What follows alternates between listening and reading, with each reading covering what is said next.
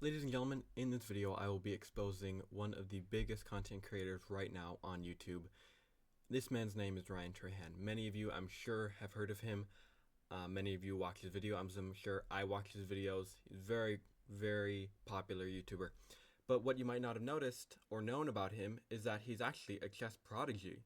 You know, he's over 1,000 rated on chess.com, and in this video I am going to be showing you a few of his games. I'm very excited for this video. Again, if you enjoy the video, hit the like button, subscribe. Let's get into it. Again, if you don't enjoy, you can stay till the end and see if you still enjoy it. Okay, Ryan Trahan, the chess prodigy. This first game that I'm going to be showing you is when he's rated 1064 and he's playing against this guy. And here we go. Now, Ryan is normally D4 player. What I've seen in most of these games is that he is a London system player, which I like. But here he plays against an England Gambit player, which is fine. And here, I've faced this myself against England Gambit. They give away the second pawn as well. But here Ryan goes bishop to f4. His opponent goes knight to c6. What I would do is I would just take the pawn, honestly. He goes knight to f3 though, which is fine. He's a principled man. He knows how to develop his pieces. And we have bishop to g4 and e3. Bishop takes, queen takes. So he knows how to take. He knows how to capture correctly, which is good. Now you have pawn takes, bishop back, which is good. That's good. He knows. At least I'm glad he knows how to do this. I don't know. I've never even watched him really play, so I'm glad that he knows how to play this stuff. So we have pawn to c3, which is good. Bishop to a5, and now pawn to b4. Pawn to b4 is fine here because white is obviously probably not going to castle on that side, so it's good. Bishop to b6, bishop to b5, castles. Now knight to d2. So yeah, he gives away the knight there. He hangs the knight, but black doesn't see it. And we have takes, and now knight to c4. He sees his knight is hanging, so that's good. This, and now we have queen takes c4. So black is attacking the bishop, but white is attacking that. They can attack that. They can attack the rook. They can bring this in. They can bring the rook. He's got some things going for him. Knight takes on g3. This is where you have to make a decision. So do you take with the h pawn or take with the f pawn? Me personally, and I think most people would say take with the f pawn. I don't know. I could be wrong. Here he takes with the f pawn. It kind of makes sense. I don't know. In other cases, maybe the rook can get out this way, and then you can take that way. And I don't know. But it feels like the queen can get in there so easily. I don't know if I'd like that. But he takes with the f pawn. Now we have rook to e8. Queen takes c6, so now he's up 2 pawns. Rook takes e3, so that. Okay, so that, and then king to h1. So he does. He's up an exchange actually. So yeah, I guess black didn't see that, but we have this, and now queen to f8. This. Okay, so here he attacks the bishop. He's also attacking the pawn on a6. Now he goes hunting there. Push the pawn. You queen. I mean, you can do that. That's fine. Check here. And then you go here, and he checkmates on the 38th move of the game. So, if you weren't already surprised that Ryan Trahan is a endgame maestro and a chess prodigy, then there you go. He's certainly no beginner, I'll tell you that. Okay, now that was just game 1. I've got like 4 games to show you. Okay, I hope you enjoy. Here we go. Game number 2 is even better. Well, not even better, but he's playing with the black pieces, so we'll see how he handles his opponent's openings. Okay, so for the second game, he's gone up a little bit in rating, so now he's at 1070. This game lasted, okay, this game lasted about 81. This game lasted 81 moves, so about 80 moves or so. Here we go. Now, I was playing with the black pieces, so we'll flip the board so we can see it from his perspective. e4, g6, principled, hyper modern defense. I like a modern defense. I like it.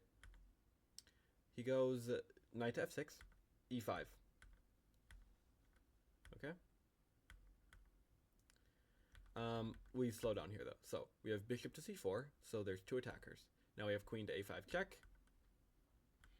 Okay, so white could go after the pawn because it's just hanging there, but instead he defends that pawn there. So yeah, I think I get the rationale, because this, then you got this, but you could go here. So I mean, whatever, it's the same thing, I guess, but it doesn't do that. Instead, just goes after the pawn there. And now black can just defend the pawn, which he doesn't do. Knight to e2, d6. Okay. So I mean, so far it's all right. This,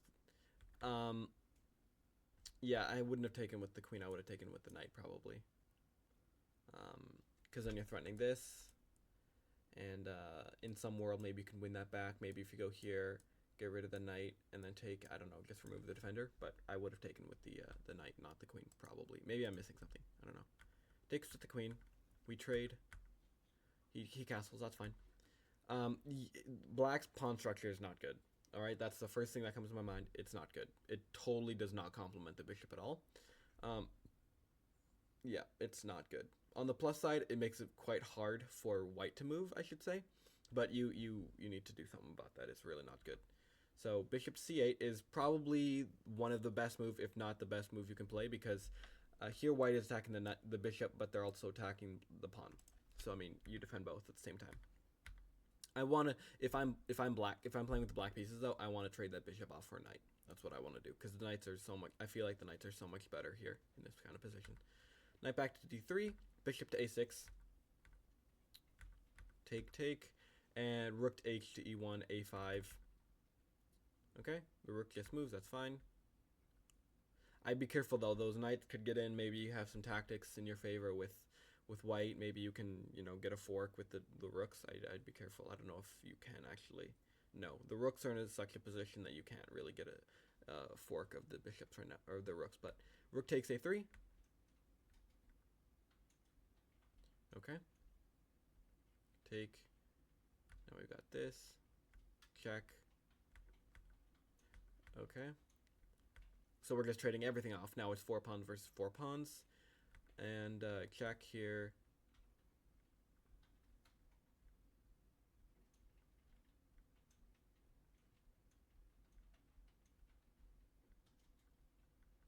Okay, the rook is just being hunted by the king. I'm moving a little bit faster here because there's just so many moves until the end of the game. I mean, we're at the 49th move here, but there's still a lot more moves. So, trade. Now it's just a draw. It's just turning out to be a draw. Yep. They're just moving back and forth. Okay, now here black's just totally winning. He does know how to convert the position though. Yeah, if you're black and you guys are up 2 pawns in an endgame like this, you do not go back, right? Do not go back. That's not how you win this, right? If anything, you go over here, and if they go here, you got to push this pawn. If they take, you don't go there. You don't go there. You go up here, right? And then they have to move. They cannot go here. They can't go there. They got to move. Okay, so here we are again. Again, if you're playing with black pieces, you don't go back, right? You go up. If they come here, you push the pawn. If they take, I'll show you one more time. This happens, you go like this. If they take, you go here. All right, you don't just push the pawn, because then they can go up there. You don't want that. Now it's their move. They gotta go. They gotta move away, because they can't go there. They can't go there. So that's how you do it. Yeah. Anyways, let's get back to the real game. None of that happened anyway. King went back to g5. This happened. This.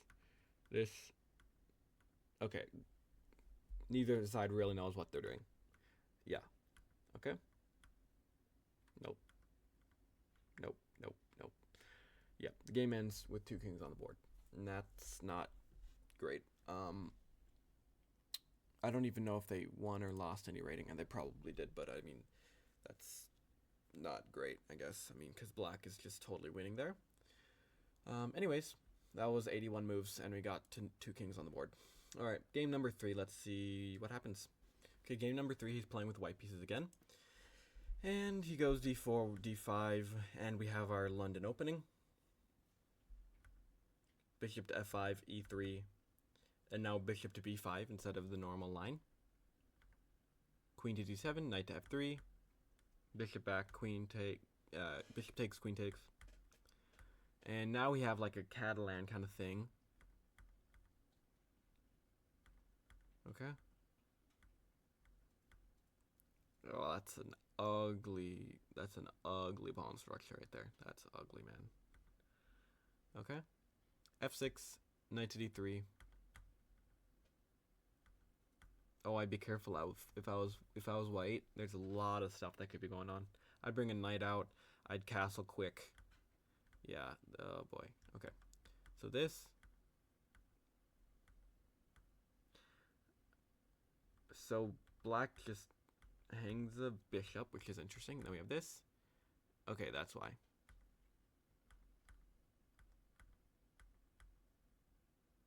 Nice move. That's a great move right there. That's like the move of the whole video. That's a great move right there. You defend everything. The queen is just kind of stuck. Queen c1 check. Okay, that's not great. Is there anything else you could have done?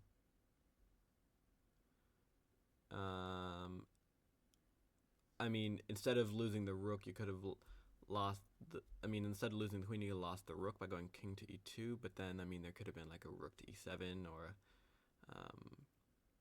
someone else. Instead, we have that, and this, and this, and yeah, not great.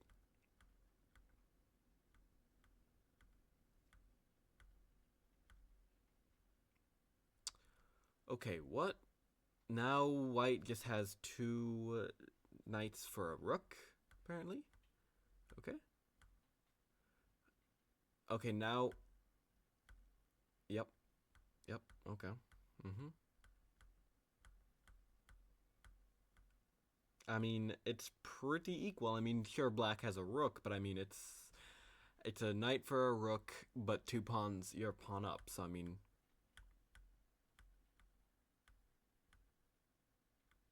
I do not get why you did do that, but yep, and then you just hang it. Okay. And of course, black should know how to convert this position. Yes. Okay. Yeah. So rook to g1 is mate. That was the first. I think that was one of the only games we saw where he lost. But let's go on to game number 4. And I want to keep this video somewhat short, but like still getting all the games we can. So let's go on to I believe it's the 4th and final game. Here we go. Okay, so this final game he's playing again with the white pieces against Mr. that name. And this game ends in 13 moves. Here we go. d4, d5, bishop to f4, knight to c6, e3, bishop f5. So far, we're already like a quarter of the way through it. More than a quarter of the way through it. We're only on the 4th move, and we're more than a quarter of the way through it. Knight to f6, knight to f3, a6, bishop takes, pawn takes, knight to d2, e6, c4.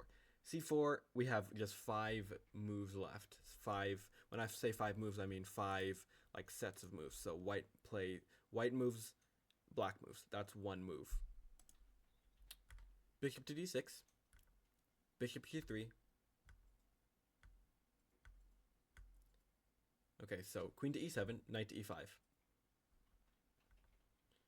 That was where the game ended, basically. Knight to e5, queen to d7, black hung their queen and resigned. And that's where he won the game. So, I believe he went up to 1087, but yeah, these are some fun games. I hope you guys enjoyed them. I'm gonna just cut the video here, I think. Yeah, so hope you enjoyed these games. Make sure to comment if you want me to go over anybody else's games, like anybody else you enjoyed, like their videos and stuff. If they play chess, I'll see if I can find some games of theirs. And make sure to subscribe, like the video if you did enjoy it. Thank you for staying here to the end if you did. And I'll see you all for the next video. Thank you for watching. Thank you for the support and everything. See you in the next video.